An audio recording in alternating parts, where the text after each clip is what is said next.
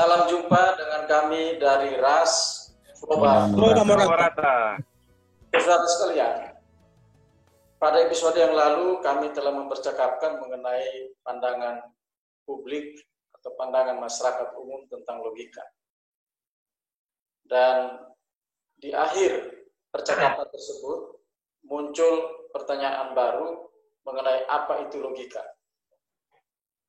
Karena itu pada kesempatan kali ini kami akan mempercakapkan mengenai apa itu logika dan mengapa setiap orang harus mempelajari, menguasai, dan mempraktekkan logika ini di dalam kehidupan sehari-hari.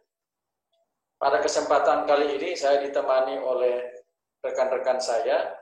Ada Makuru. Selamat siang, Makuru. Selamat siang, Kakak Malobo. Terima kasih. Ada Mapili. Selamat siang, Mapili. Selamat siang, Bapak Malobo. Salam sehat selalu. Amin, amin. Di samping itu ada juga Toho Van Bart. Apa kabar Toho Van Bart? Kabar baik, Papa Malobo.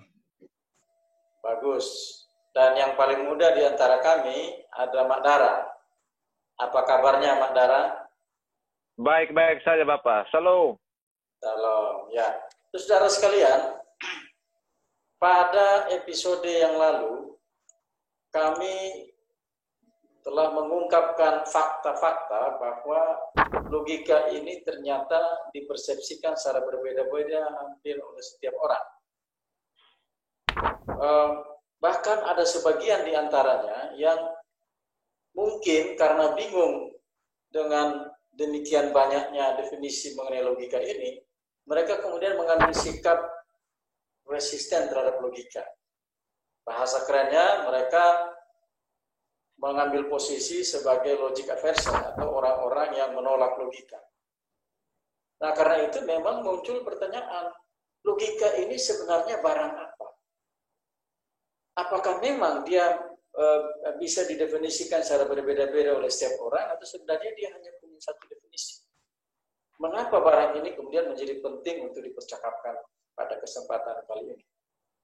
Saya ingin meminta kesediaan Makuru untuk coba membantu kita membuka sedikit kotak Pandora tentang logika ini apa sebenarnya.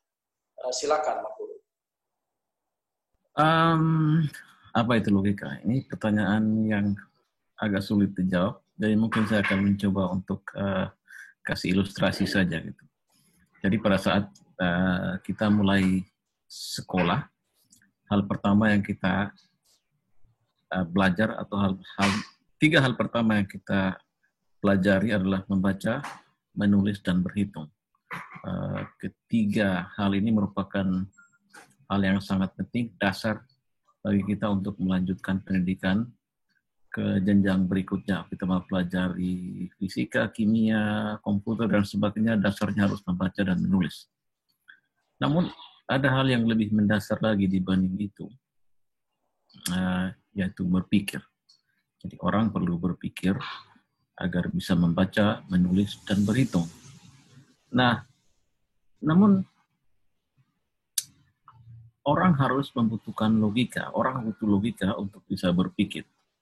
Jadi pada saat membaca misalnya, atau menyusun kalimat atau menyusun dokumen misalnya, orang harus bisa membedakan huruf satu dengan yang lainnya, A sampai Z kalau kita menggunakan alfabet yang lazim.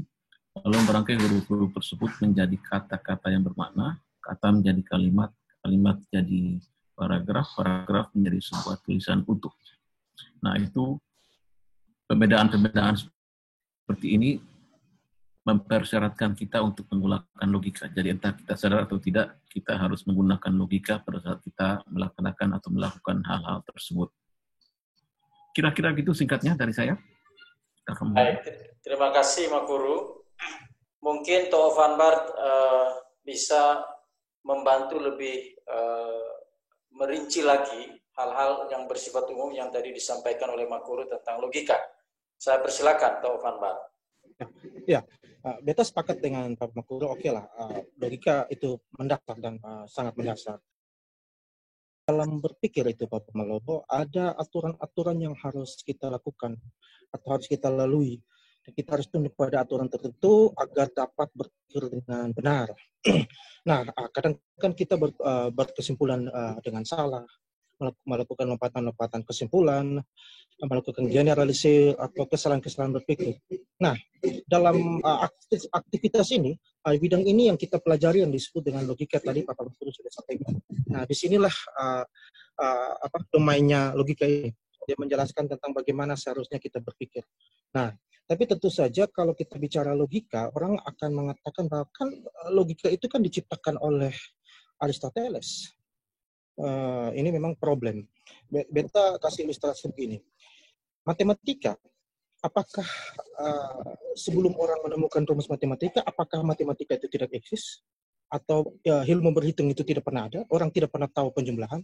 Tentu saja orang tahu. Hanya di waktu yang kemudian baru ada dirumuskan rumus matematika oleh penemunya. Nah, demikian juga logika. Logika sudah eksis dari awalnya. Hanya memang baru dirumuskan saja kemudian oleh Aristoteles. Nah, kira-kira demikian. Baik, terima kasih Toh Van Bart. Semakin jelas ya mengenai apa itu logika. Rupanya logika ini berkaitan dengan pikiran dan juga aktivitas berpikir. Nah, setahu saya, psikologi merupakan cabang ilmu pengetahuan yang mengkaji pikiran, terutama gangguan-gangguan pikiran. Nah, ini kemudian menimbulkan keraguan bagi saya. Apakah logika itu adalah psikologi? Nah, ini kan berarti ada lagi yang namanya logika psikologi atau apa? Nah, kembali ke depan tadi, terkait definisi logika, apakah benar setiap cabang ilmu pengetahuan punya definisi sendiri tentang logika? Ini juga menjadi satu pertanyaan tersendiri. Saya ingin meminta pandangan dari Mapili dan Makdara, tetapi saya minta Mapili mendahului untuk menjelaskan mengenai hal ini. Silakan Mapili.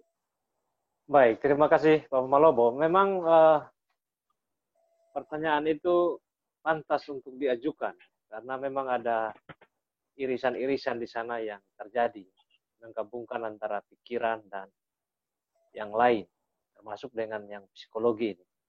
Psikologi itu benar seperti yang dikatakan Pak Malobo, itu cabang ilmu yang mempelajari tentang pikiran, perasaan, mental, aktivitas atau perilaku manusia. Tapi logika bukan psikologi. Logika tidak memberikan sebuah deskripsi tentang apa yang dipikirkan. Tapi logika itu memberi gambaran bagaimana seharusnya orang berpikir. Apa yang seharusnya. Jadi ini berkaitan dengan apa yang disebutkan oleh Pak Makuru di awal dan juga ditegaskan oleh Toh Van Bart, yaitu aturan-aturan berpikir. Beda dengan yang senyatanya, kalau ini yang seharusnya. Jadi logika bukan psikologi. Demikian, Bapak Malobo. Baik, terima kasih Mapili. Saya lanjutkan ke Mandara. Apakah memang kemudian setiap cabang ilmu pengetahuan bisa membuat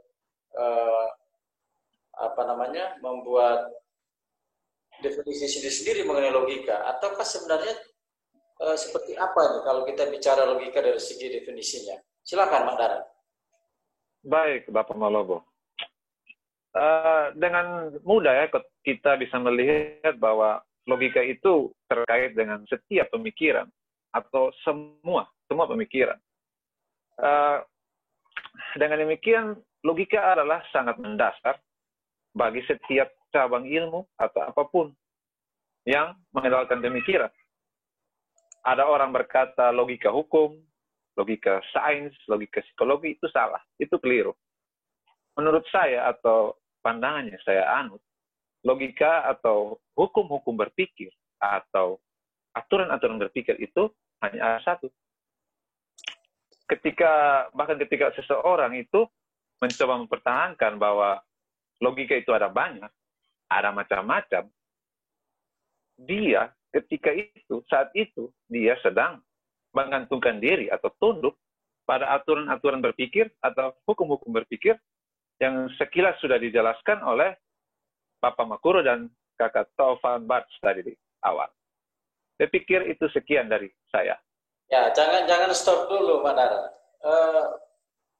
Kita sudah masuk cukup mendalam bahwa ternyata logika itu adalah aturan-aturan yang dioperasikan ketika seseorang berpikir untuk menghasilkan pemikiran-pemikiran yang bernilai benar. Kalau bicara aturan-aturan, ini berarti ada aturan bahkan mungkin jumlahnya lebih dari satu. Pak Dara mungkin bisa lebih memperdalam lagi. Ada aturan apa saja yang berkaitan dengan logika ini? Silakan. Ya Bapak, siap. Ya, ada tiga hukum logika yang sangat mendasar. Saya langsung saja. Hukum yang pertama adalah hukum identitas. Hukum ini menyatakan bahwa jika suatu pernyataan itu benar, maka haruslah berarti pernyataan itu benar. Atau dengan kata lain, setiap makna dari suatu pernyataan haruslah berarti dirinya sendiri. A harus berarti A, atau A haruslah berarti implikasi dari A. Dengan demikian, setiap sesuatu itu memiliki identitas. Lanjut pada hukum yang kedua adalah hukum tiada jalan tengah.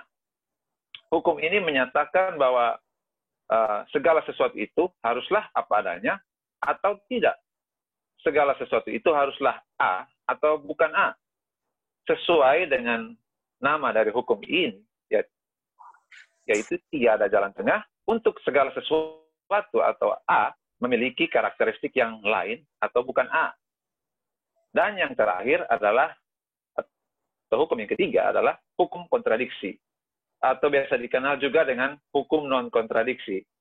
Hukum ini menyatakan bahwa tidak ada pernyataan yang bisa benar dan salah sekaligus dalam waktu yang sama dan dalam hubungan yang sama. Jadi kalau secara sekilas kita bisa melihat bagaimana ketiga hukum ini berhubungan, saya mungkin bisa menjelaskan. Hukum pertama memberi identitas pada sesuatu. Dan hukum kedua menjelaskan bahwa identitas itu terbentuk dari karakteristik yang unik yang hanya dimiliki oleh sesuatu itu. Dan hukum ketiga mempertegas bahwa sesuatu itu tidak bisa menjadi yang lain atau memiliki karakteristik yang lain dalam waktu yang sama dan dalam hubungan yang sama.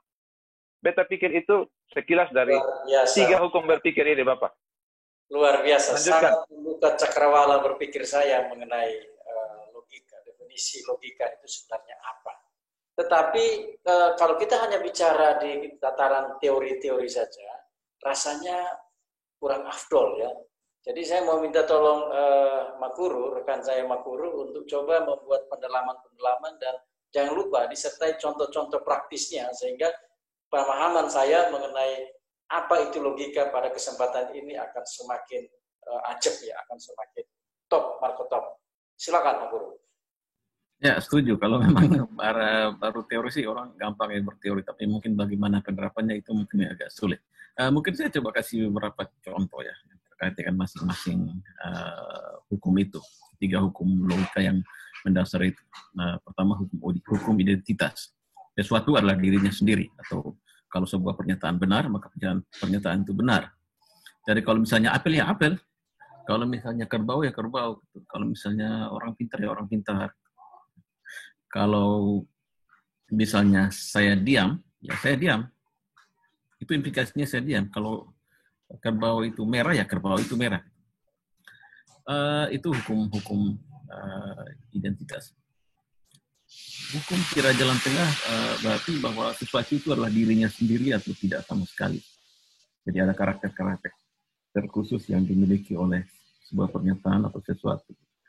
Jadi misalnya kerbau ya dia bukan meja, dia bukan yang lain, dia bukan kursi, dia bukan lemari misalnya. Atau misalnya kalau saya diam, ya, berarti saya bukan yang lain. Saya tidak sementara berdiri, saya tidak sementara bergerak, saya tidak sementara bergerak. Hukum kontradiksi di sini mungkin bisa dilihat dari dua aspek, yaitu aspek hubungan atau definisi dan aspek waktu. Dari aspek waktu, misalnya dari aspek waktu, satu orang itu bisa sedang diam dan tidak diam pada saat yang berbeda dengan makna yang sama atau dengan hubungan yang sama. Misalnya hari ini atau jam ini saya diam di atas kursi saya saat ini, tapi beberapa jam kemudian saya tidak diam, saya bergerak. Gitu. Jadi ada perbedaan dimensi waktu. Jadi diam dan tidak diam, tapi di waktu yang berbeda. Atau mungkin dari segi definisi, misalnya diam dan bergerak. Misalnya saya berada dalam pesawat dari Kupang ke Jakarta. Dibanding atau dalam hubungan atau dalam relasi dengan pesawat, saya diam. Mungkin dalam satu saya hanya terpaku karena lagi capek tidur, capek ngorok mungkin. Jadi saya tidak bergerak, saya diam saja. Tapi apabila dihubungkan atau direlasikan dengan bumi atau dengan kedua tempat Jakarta dan Kupang, misalnya, saya sedang bergerak. Jadi diam dan bergerak pada saat yang sama, tapi definisi atau relasi yang berbeda. Mungkin implikasi lain dari hukum kontradiksi adalah bahwa sebuah kata itu hanya boleh memiliki satu makna pada saat digunakan. Jadi pada saat saya menggunakan kata kucing, misalnya, itu harus punya satu makna saja. Bolehlah di dalam kamus misalnya kata itu memiliki banyak makna, tapi pada saat saya gunakan itu hanya punya satu makna. Jadi pada saat digunakan dalam satu kalimat, itu kata hanya boleh punya satu makna. Dia tidak boleh bermakna ganda atau lebih. Tidak boleh. Itu implikasi. Implikasi dari hukum apa tuh, Mak Guru? Hukum kontradiksi. Kontradiksi. Okay. Ya. Saya pikir itu mungkin untuk sementara.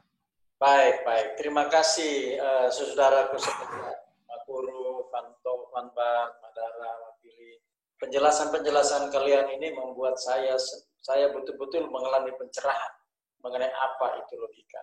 Nah, karena itu saya berpikir bahwa seharusnya hal yang sedemikian fundamental dalam berpikir dan menciptakan pemikiran ini harusnya dikuasai oleh semua orang dan mereka bisa mempraktikkannya secara konsisten.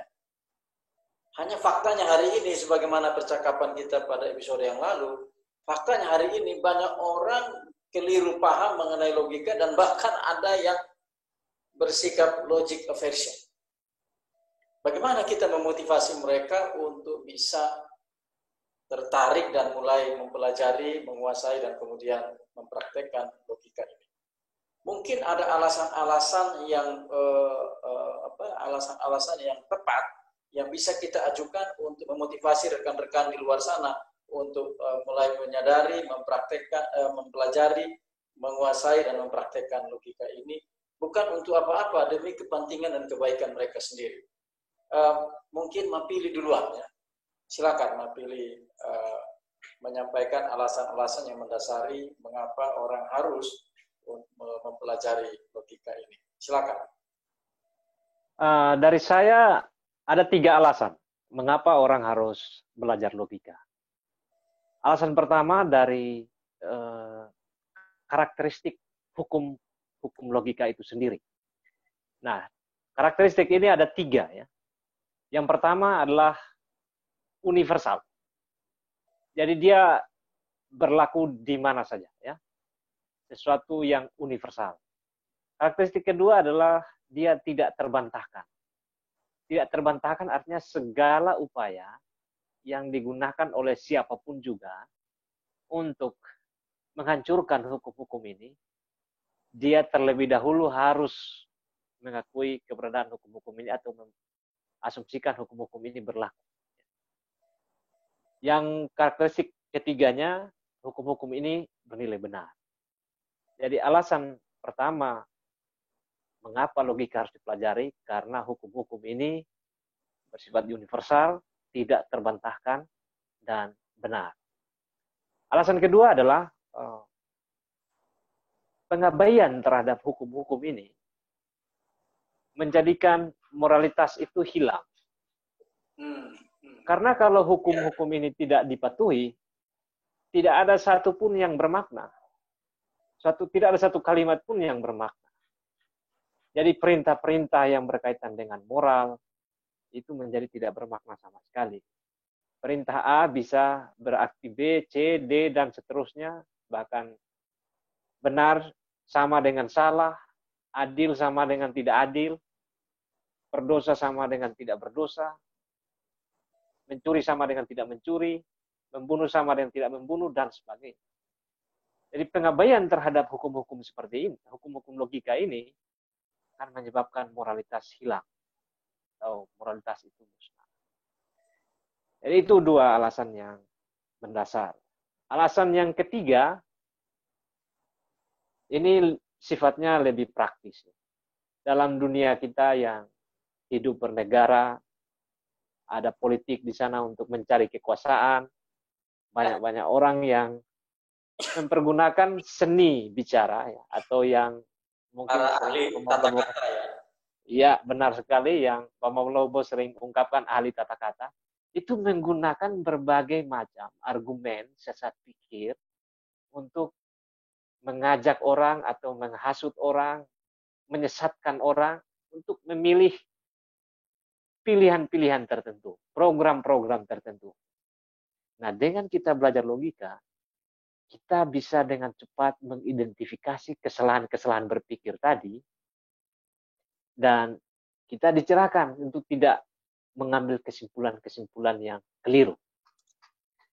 Jadi, dengan belajar logika, kita bisa dengan mudah mengidentifikasi kesalahan berpikir dari oknum-oknum yang suka menggunakan retorika dalam menghasut orang-orang atau menipu orang-orang. Di kehidupan ini, bukan hanya soal politik saja, ada banyak aspek kehidupan yang lain. Jadi selain jurus-jurus silat lidah, kita juga dengan mudah mendeteksi adanya framing sesat, adanya permainan disinformasi, bahkan permainan hoax ya, Mapili. Ya, benar-benar. Luar biasa, luar biasa. Tapi saya pikir kalau cuma 3 alasan rasanya masih kurang. Orang bisa, cuma segitu aja ya, so-so lah. Jadi saya minta Tuh Van Baat kalau bisa ditambahkan lagi. Apa saja alasan-alasan mendasar yang bisa kita gunakan untuk memotivasi saudara di luar sana untuk mulai aktif mempelajari, menguasai, dan kemudian mempraktekkan logika ini secara konsisten di dalam berpikir untuk menghasilkan pemikiran-pemikiran yang bernilai. Nah, silakan Tuh. Ada 1001 alasan sih Bapak yang membuat orang perlu bahkan harus belajar logika. Tapi beta imbangi Bapak Mapili juga beta kemukakan 3 alasan. Yang pertama itu logika, dengan belajar logika, dengan memahami logika, kita mempermudah kita untuk memahami hal-hal yang dianggap tidak masuk akal. Misalnya seperti hal-hal gaib, setan, roh, dan sebagainya. Nah, yang menarik di sini adalah ada anggapan pandangan umum. Ini beta selalu sebut ini logika yang difitnah. Mereka suka mengatakan ketika hal yang hantu, iblis, dan sebagainya yang tidak kasat mata itu dikatakan tidak logis. Saya pikir mungkin mereka salah menggunakan istilah. Oke lah, mungkin orang bebas bisa menggunakan istilah secara spekulatif misalnya, untuk pengertian mereka. Tapi beta perlu jelaskan bahwa nampaknya mereka punya kekeliruan tertentu di sini. Bahwa logika tidak dipakai untuk menilai bahwa karena sesuatu itu imaterial, maka dianggap tidak logis. Hanya hal yang bersifat material saja yang logis. Ini anggapan umum. Karena logika itu tidak sebatas pada bukti empiris saja. Logika lebih dari itu, walaupun empirisme ini sendiri bagian dari logika, tapi hanya bersifat parsial saja. Nah, tentu saja orang harus paham bahwa logika ini bukan tugasnya bukan untuk mengatakan ini imaterial itu tidak logis, bukan. Di logika itu yang seperti tadi Pak Makuru dan teman-teman yang lain sampaikan bahwa jika satu proposisi A benar, maka proposisi yang bertentangan dengan proposisi tersebut adalah salah. Nah, itu demikian. Itu yang pertama. Yang kedua adalah alasan teologis. Ini beta sebenarnya alasan teologis ini harusnya lebih umum. Cuman karena beta seorang Kristen, beta pikir beta menjelaskan dari sisi Kristen. Nanti dari teman-teman yang di peragama, ya karena beriman yang berbeda mungkin menjelaskan. Beta tidak berhak untuk menjelaskan dari sisi iman yang lain. Karena beta seorang Kristen. Nah, kalau kita perhatikan dalam parafrasa Yohanes 1 ayat 1, Itu dikatakan pada mulanya adalah Logos, Logos bersama-sama dengan Allah, dan Logos itu sendiri adalah Allah. Nah, Logos ini sendiri kan bahasa Yunani. Sebenarnya lebih tepat itu terjemahnya logika. Nah, kalau kita lihat logika secara etimologi juga, dia asal kata itu dari logikos, logos, atau hikmat, lebih tepatnya gitu. Jadi di situ dikatakan bahwa Yesus Kristus sebagai Logos Allah yang menerangi manusia. Sampai di ayat 9 itu dikatakan Yesus sebagai terang sesungguhnya yang menerangi manusia. Nah, maka di sini sebenarnya tidak ada istilahnya logika Allah, logika manusia. Hanya satu logika untuk semuanya. Jadi baik Allah maupun manusia berpikir dengan cara yang sama. Misalnya ketika kita katakan 2 tambah 2 sama dengan 4, ya Allah juga mengerti hal yang sama. 2 tambah 2 sama dengan 4, tidak mungkin Allah mengerti 2 tambah 2 sama dengan 5. Hanya yang berbeda ini. Ya, jadi dalam poin ini betul Ivan ingin mengatakan apa hal yang mendasari orang untuk betul. Logika. Ya, yang berbedanya ini supaya orang tidak salah mengerti. Yang berbeda ini pertama adalah isi kandungannya yang berbeda. Bahwa Allah memiliki semua proposisi, semua informasi. Allah Maha tahu, sedangkan kita tidak. Itu yang pertama. Yang kedua, Allah itu selalu konsisten. Hukum-hukum logika adalah cara Allah berpikir. Dia tidak mungkin bersimpulan secara tidak valid, dia bersimpulan selalu benar, dia konsisten logis. Sedangkan kita manusia bisa, bahkan sering melakukan kesalahan-kesalahan berpikir. Ini kenapa Paulus memberitakan kita untuk berpikir seperti Kristus, yang yaitu berpikir logis. Nah, itu yang kedua. Alasan yang ketiga adalah ini sebenarnya alasan yang sangat baik untuk kita semua. Karena kita semua ini punya bidang keahlian masing-masing atau punya kesukaan masing-masing, punya hobi masing-masing. Kalau kita dibarengi dengan kemampuan logika yang baik, ini akan sangat baik untuk bidang yang kita tekuni. Jadi seperti apa ya? Logika ini seperti satu jurus yang membuat kita melompat lebih jauh ketika kita mempelajari suatu bidang. Ya tentu saja kenapa demikian ya, karena logika ini mendasar, tadi sudah dikatakan dari awal, mendasar, universal, dan dia ada di semua bidang. Ini yang membuat ketika orang paham logika di bidang-bidang tertentu dia akan melejit dengan cepat. Nah itu kira-kira demikian Pak Melo. Baik, terima kasih Taufan Bart. Makuru, Mapili, Madara, dan juga Taufan Bart. Luar biasa sekali hari ini pertemuan kita. Tidak saja kita membahas mengenai apa itu logika, tetapi juga memberikan alasan-alasan bagi saudara kita yang ada di luar sana yang sedang menyimak percakapan kita ini, agar mereka menyadari, kemudian mempelajari, menguasai, dan kemudian mempraktekkan logika ini di dalam kehidupan sehari-hari untuk melakukan proses berpikir, untuk menghasilkan pemikiran-pemikiran yang bernilai benar. Izinkan saya untuk sebelum mengakhiri pertemuan kita ini, saya ingin menyampaikan beberapa poin kesimpulan dari percakapan kita. Yang pertama, ternyata logika itu tidak ada definisi macam-macam. Logika itu cuma punya satu definisi, yaitu logika adalah kaidah-kaidah yang dioperasikan pada saat orang berpikir untuk menghasilkan pemikiran-pemikiran yang bernilai benar. Memang Aristoteles orang yang menemukan kaidah-kaidah ini dan kemudian memberinya nama logika. Tetapi Aristoteles bukanlah pencipta logika. Karena Aristoteles orang pertama yang menemukan kaidah-kaidah ini kemudian memberinya nama logika, maka sejak itu orang ketika berbicara mengenai kaidah-kaidah untuk berpikir yang benar, menghasilkan pemikiran-pemikiran yang benar ini dengan istilah logika. Jadi sekali lagi di sini logika itu artinya kaidah-kaidah untuk berpikir dengan benar. Logika bukanlah pemikiran itu sendiri. Logika bukan proses berpikir itu sendiri. Logika adalah aturan-aturan atau kaidah-kaidah yang digunakan pada saat orang menjalankan proses berpikir untuk menghasilkan pikiran atau pemikiran. Itu yang pertama. Yang kedua, dari definisinya ini memang kelihatan bahwa logika ini sesuatu yang bersifat universal. Karena tidak ada seorang manusia pun yang tidak menggunakan logika di dalam berpikir. Semua menggunakan logika di dalam berpikir, hanya barangkali ada yang konsisten, ada yang tidak konsisten. Yang tidak konsisten mungkin karena tidak tahu tidak mempelajari dengan spesifik apa itu logika dan kemudian bagaimana penggunaannya. Yang kedua, logika juga bersifat tidak terbantahkan. Tidak ada orang yang bisa membantah eksistensi logika di dalam dalam pikirannya ketika dia berpikir.